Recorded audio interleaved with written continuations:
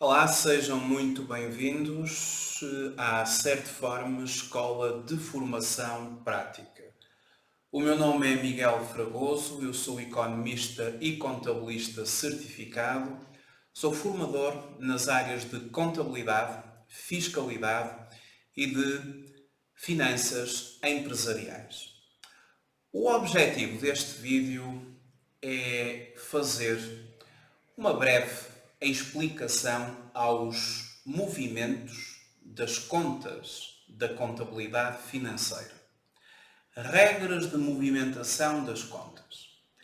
E vamos falar também sobre o método digráfico, ou também aquilo a que se chama o método das partidas dobradas. Este vídeo é especialmente destinado a estudantes de contabilidade que estão a iniciar o seu percurso ou a todos aqueles que já tiveram contabilidade há algum tempo e estes conceitos já estão algo esquecidos. Vamos então fazer uma abordagem às regras de movimentação das contas. O sistema de normalização contabilística ele tem um plano de contas. O plano de contas corresponde à portaria número 218 de 2015, de 23 de julho. Trata-se do plano de contas mais recente. Este plano de contas ele envolve as classes de contas. E nós temos classe 1, que são os meios financeiros líquidos, classe 2, as contas a receber e a pagar, a classe 3 dos inventários e dos ativos biológicos, a 4 dos investimentos, a 5 do capital, reservas e resultados transitados, a classe 6, a classe dos gastos, a classe 7 dos rendimentos e, por fim, a classe 8 dos resultados. Pois estas classes elas são desenvolvidas em contas, subcontas, para cada uma dessas mesmas classes. Para poder explicar-vos as regras de movimentação das contas, tenho que fazer uma abordagem a alguns conceitos. Primeiro conceito, o conceito de ativo. Ativo. Para uma empresa, o ativo são os bens e os direitos. Ou seja, o ativo é aquilo que uma empresa possui. E neste plano de contas, existem contas que são contas do ativo. Porque essas contas, os valores que são lá reconhecidos, eles constituem bens ou direitos. Exemplos de contas do ativo. O caixa. Os depósitos à ordem. Os clientes. Entre outras.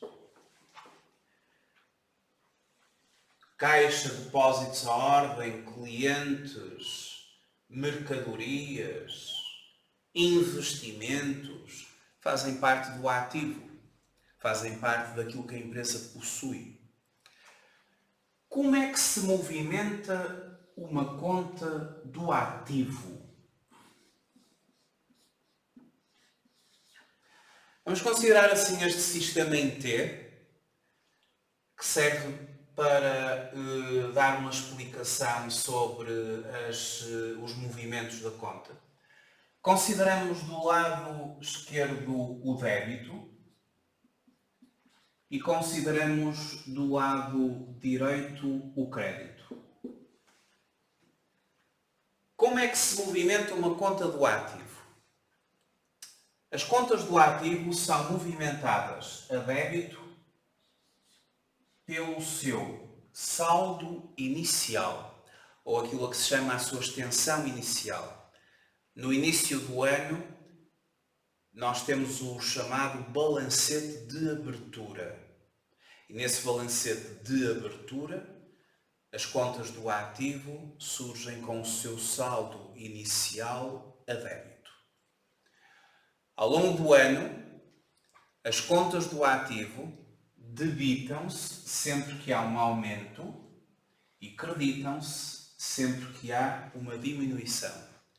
Esta é a regra para se movimentar contas do ativo. Contas do ativo debitam-se pelos aumentos, creditam-se pelas diminuições. Exemplo. Um cliente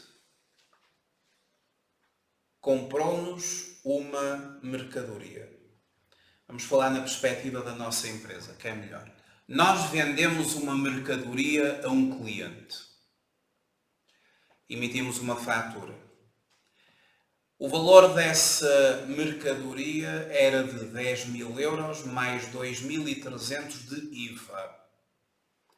Nessa fatura vem um prazo a 30 dias.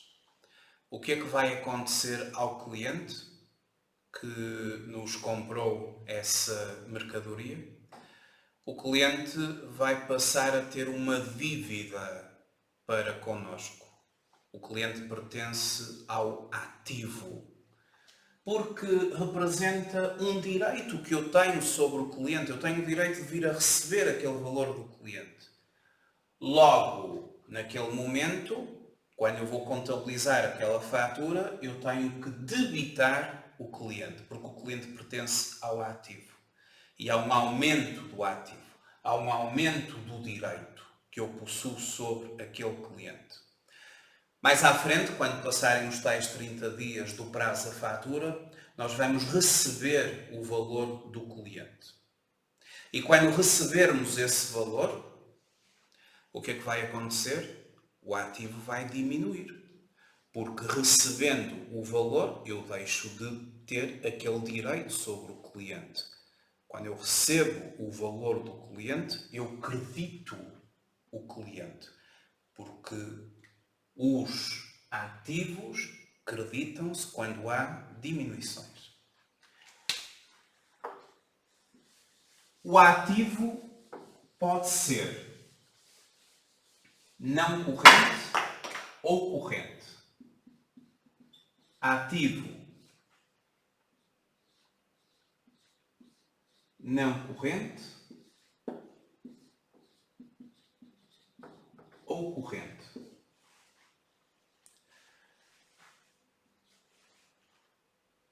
A definição de não corrente ou corrente tem a ver com o tempo. Não corrente é além de um ano. Corrente é até um ano.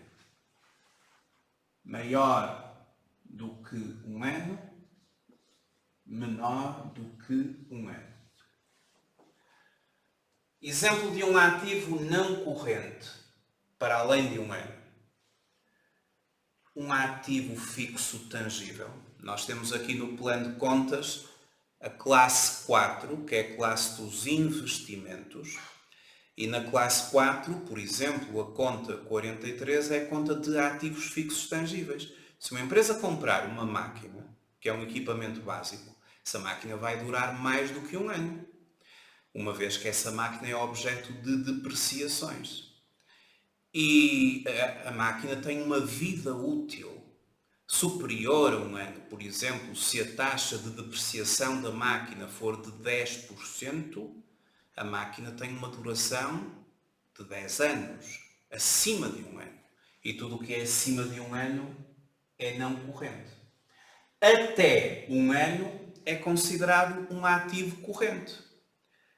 Esgota-se no período de 12 meses. Inventários ou mercadorias, depósitos à ordem, os próprios clientes. Eu tenho expectativa que os clientes me paguem nos próximos 30 dias, nos próximos 60 dias, conforme o prazo de recebimento que estabeleço. E, portanto, tudo isso é corrente. Menos do que um ano. Agora vamos falar sobre passivo.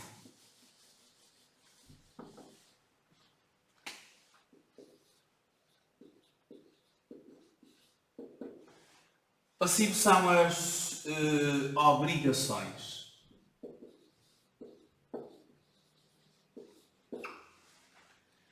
Ou as dívidas da nossa empresa.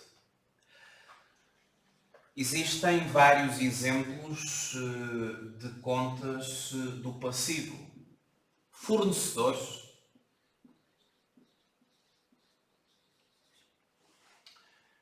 Fornecedores é uma conta do passivo. Porquê? Porque quando eu compro uma mercadoria e o fornecedor me dá 30 dias, enquanto eu não fizer o pagamento ao fornecedor, eu tenho uma obrigação para com ele. Ele é posicionado no passivo da minha empresa. Representa uma dívida. Os financiamentos obtidos.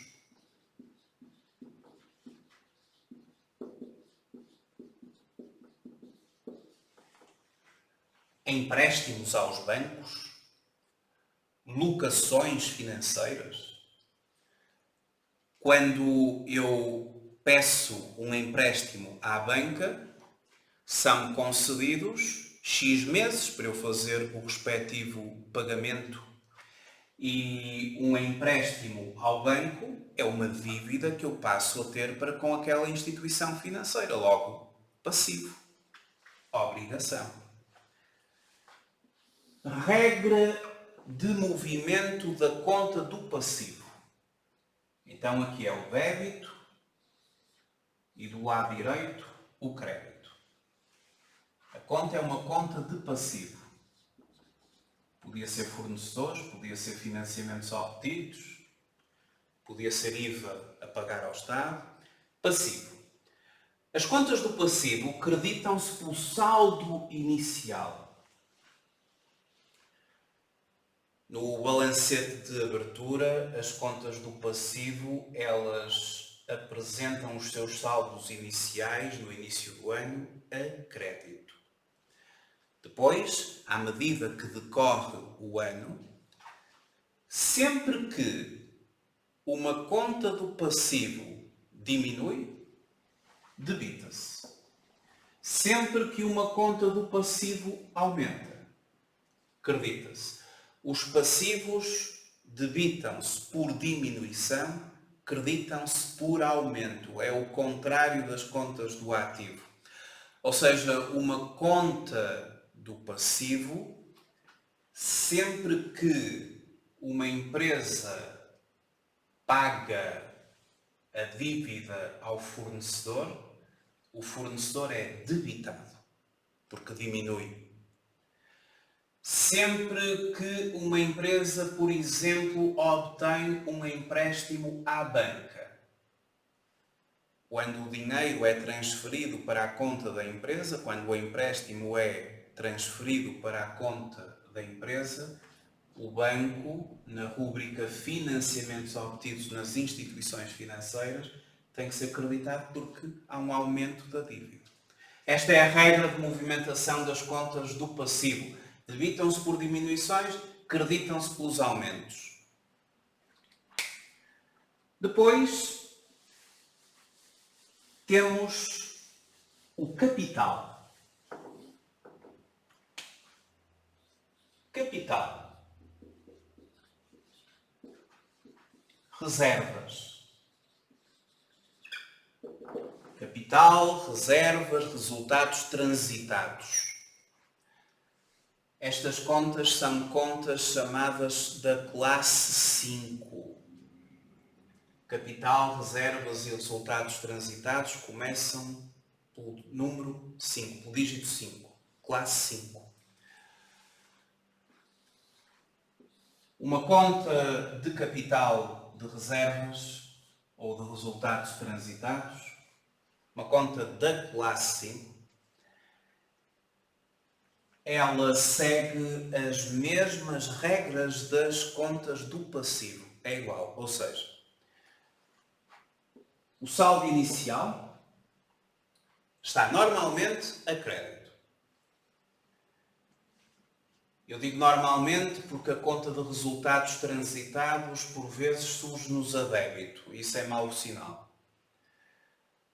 Mas as contas do capital normalmente estão a crédito. Sempre que existe um aumento de capital, credita. Sempre que existe uma diminuição de capital, debita. Ou seja, todas as contas da classe 5, capital, reservas, resultados transitados, seguem esta regra. Debitam-se por diminuições, creditam-se por aumentos, igual ao passivo.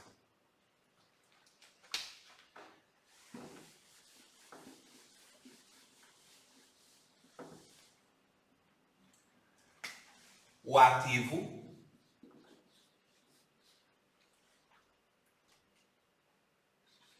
não corrente e corrente. O passivo não corrente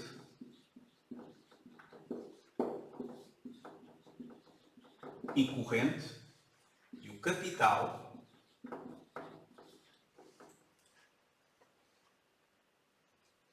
o passivo, ele também pode ser não corrente e corrente. Passivo não corrente são as dívidas para além dos 12 meses. O passivo corrente é aquela dívida de curto prazo, ou seja, um passivo corrente é expectável que eu pague aquele valor em dívida nos próximos 30, nos próximos 60 dias. Se uma empresa efetuar um empréstimo a um banco e se lhe forem concedidos 60 meses para fazer o pagamento dessa dívida ao banco, amortizar capital, juros ao banco, os próximos 12 meses são considerados correntes. Os próximos 12 meses de prestações de capital mais juros, amortização de capital mais juros, é considerado corrente. Os 48 meses seguintes é considerado não corrente. E depois isto vai sendo ajustado no fim de cada ano. Ou seja, os próximos 12 meses são dívida corrente, além dos 12 meses é dívida não corrente, ou seja, passivo não corrente. Quando se movimentam contas do ativo, do passivo e do capital, isto abarca desde a classe 1 até à classe 5. Aqui no plano de contas. E sempre que nós, ao longo do ano, movimentamos contas do ativo, do passivo ou do capital, no fim, quando se constitui o encerramento das contas, os saldos apurados nestas contas, eles vão ser passados, transportados para a constituição do balanço. Por isso, ativo, passivo e capital forma o balanço. As contas de capital, as contas do ativo e as contas do passivo, no final do ano, quando chegarmos aos saldos finais, é a partir destas contas que nós vamos constituir esta demonstração financeira chamada o balanço. Agora vamos à classe 6.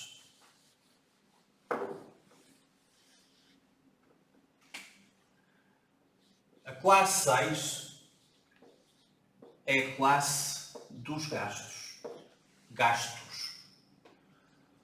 O custo da mercadoria vendida, os fornecimentos e serviços externos, os gastos com pessoal, por aqui fora. Os gastos abarcam desde a conta 61 à conta 69. As contas da classe 6, gastos,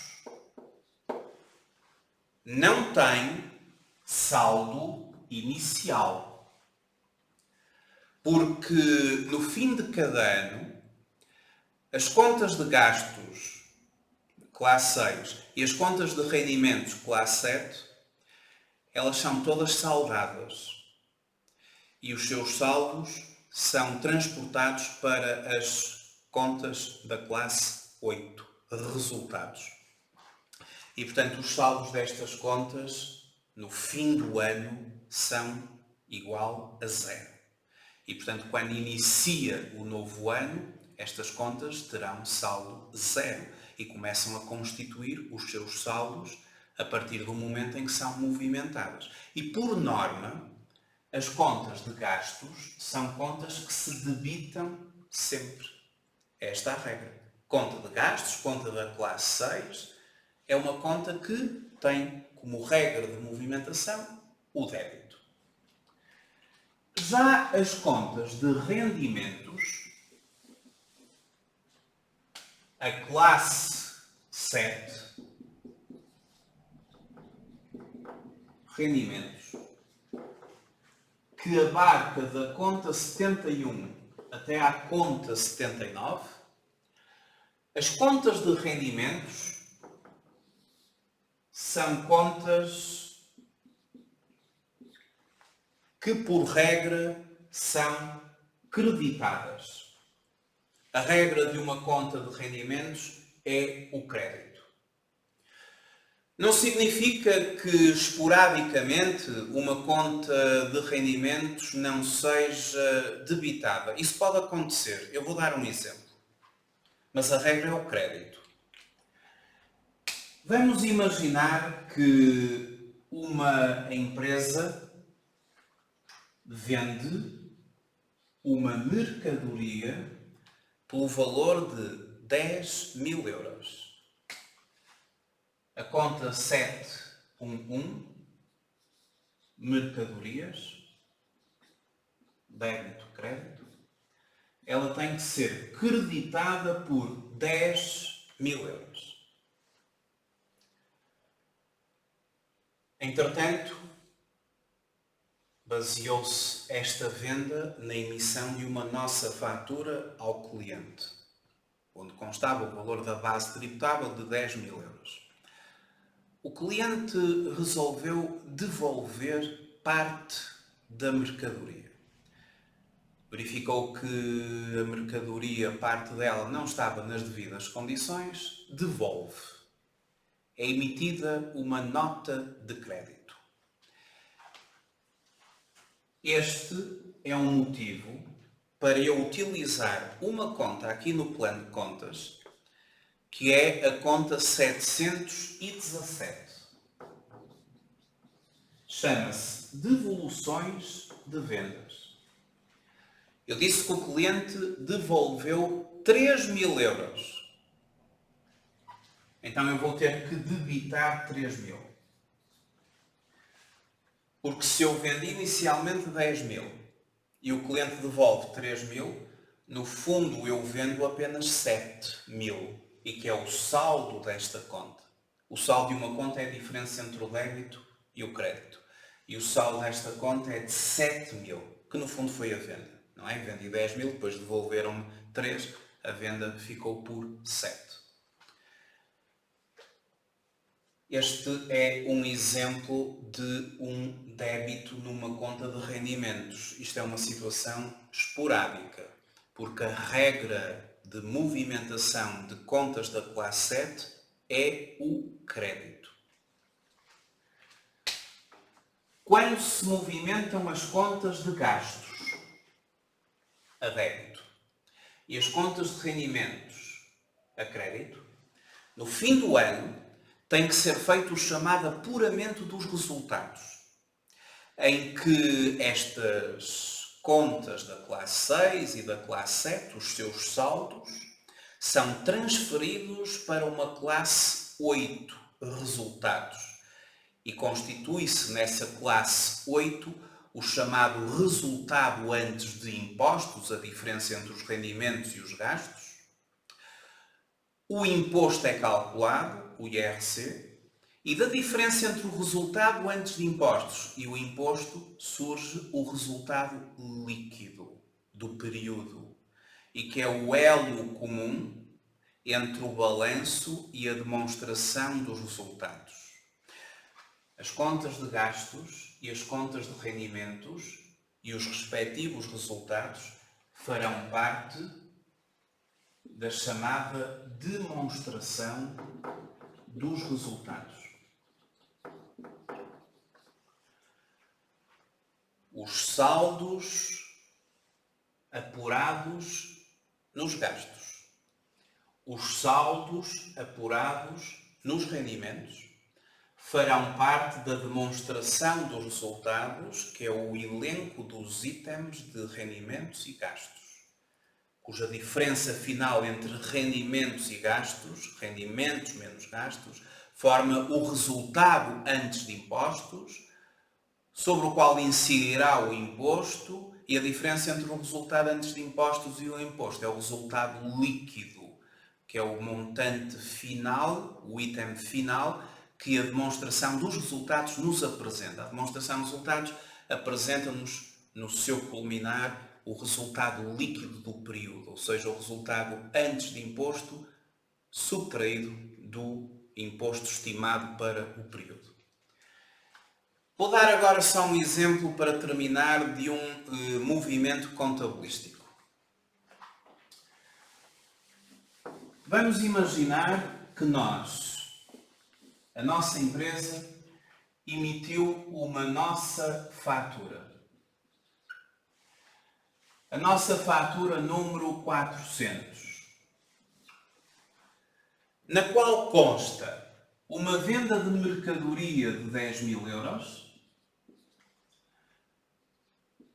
acrescendo 23% de IVA, 2.300, e um total de 12.300.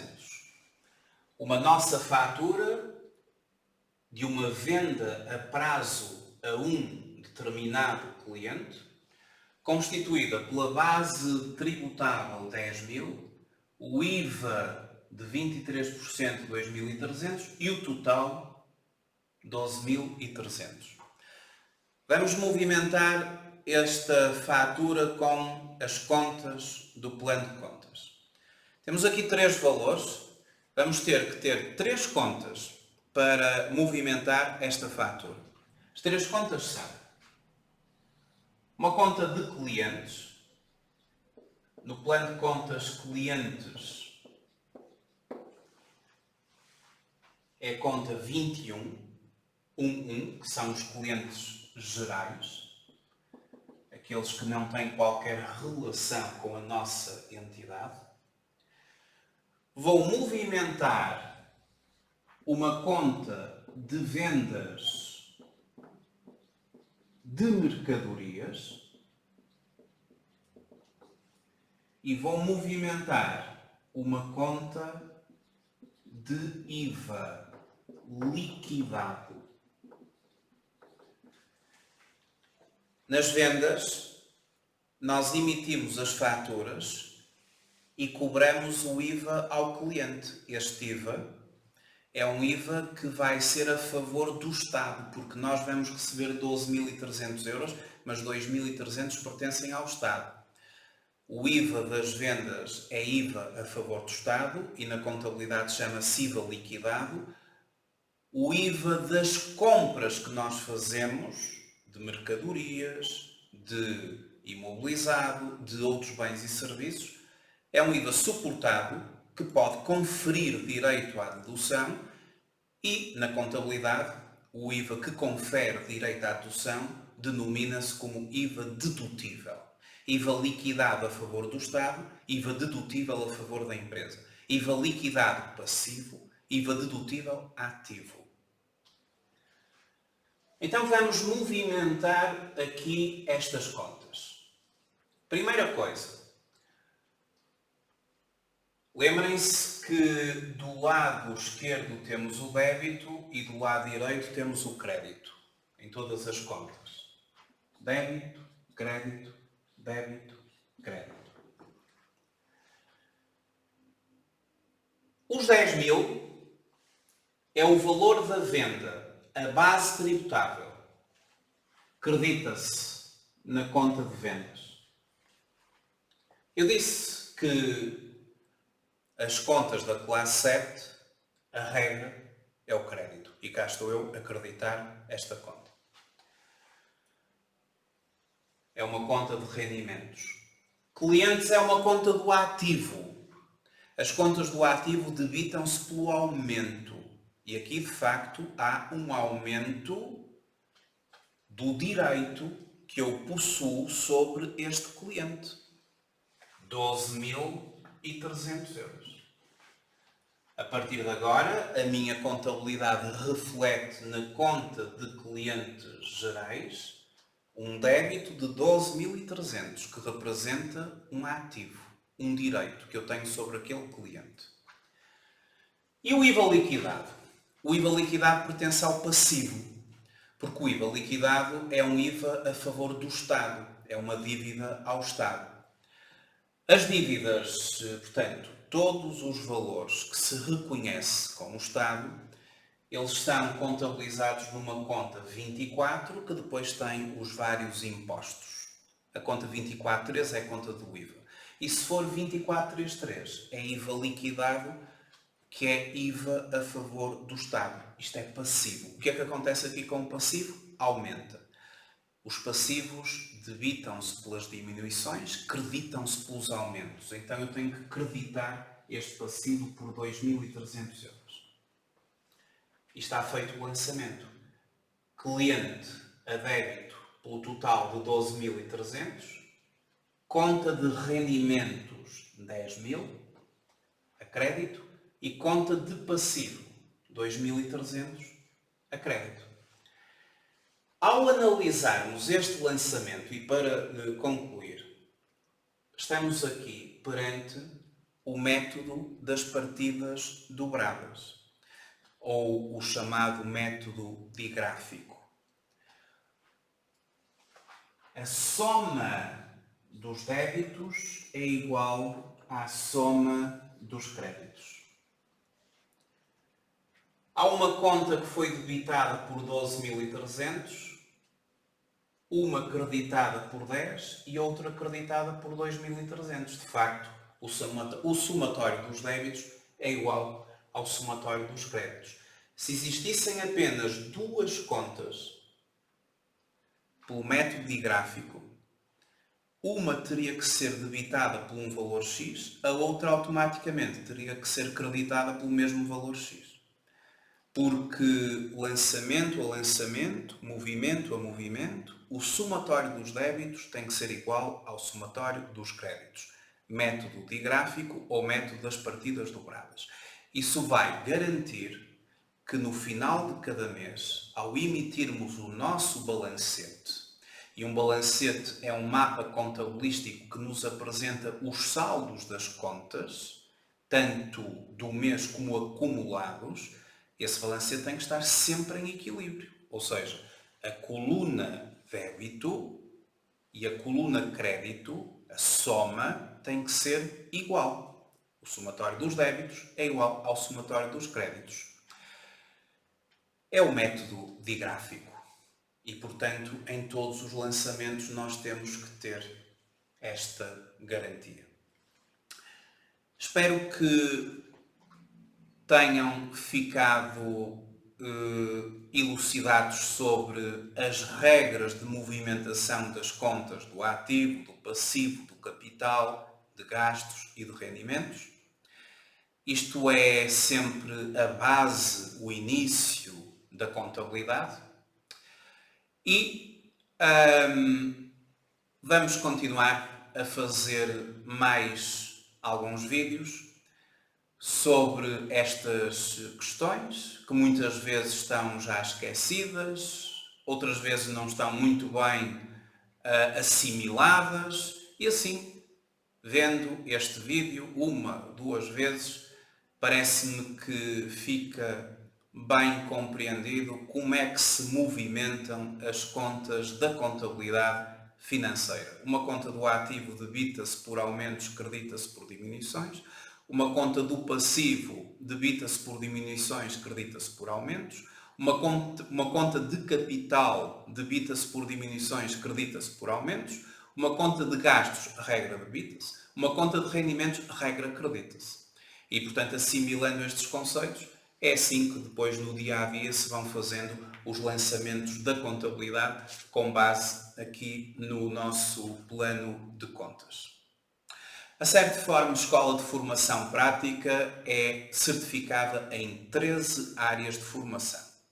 Uma das áreas de certificação são as ciências empresariais, onde dispomos de um vasto leque de cursos práticos, desde contabilidade e fiscalidade, gestão fiscal, finanças empresariais, controle de gestão, Excel para financeiros, projetos de investimento, vários cursos em sistema e-learning, também presencial, onde o fundamental é dar aos nossos formandos instrumentos práticos, para que se possa fazer um elo de ligação entre aquilo que é o ensino mais tradicional e o mercado de trabalho.